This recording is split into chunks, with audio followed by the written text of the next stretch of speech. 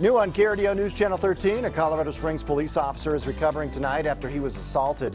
Police say 23-year-old Gregory Herring punched the officer and then ran away after he was pepper sprayed.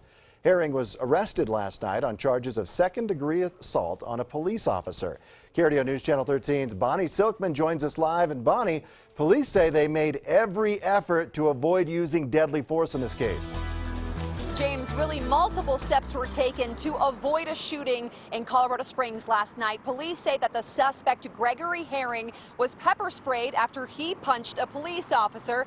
Then he ran away, only to be chased down by a police dog.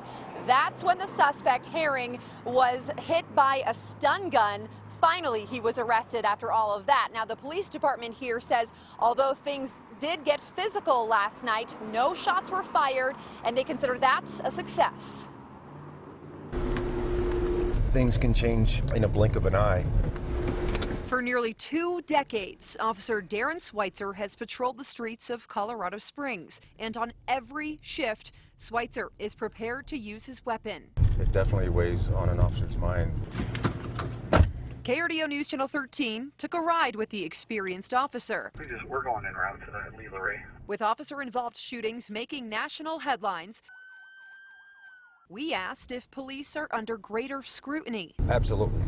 And that's not necessarily a bad thing. We should be held to that higher standard. But Schweitzer says deadly force is always the last option. He says officers are trained to use all of their tools first, including pepper spray and stun guns. Probably the most important tool an officer has is his verbal skills and communication skills.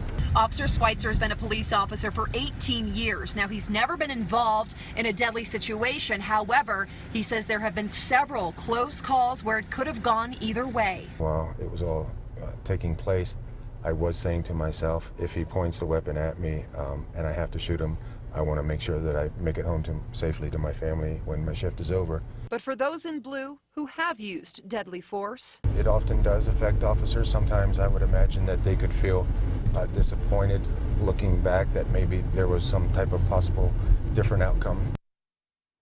Now, I do want to mention Officer Schweitzer did say that he feels support for police is growing here in Colorado Springs. In fact, take a look at this. Just today, these cards were dropped off at the local police station by an anonymous family. They say, quote, "Thank you for all that you do. Always remember that there are many people who appreciate what you do and realize how scary this world would be without you." A message, again, from an anonymous family to our local police officers. For now, reporting live in Colorado Springs, Bonnie Silkman, KRDO News Channel 13. Yeah, nice to see that support. Thanks, Bonnie. And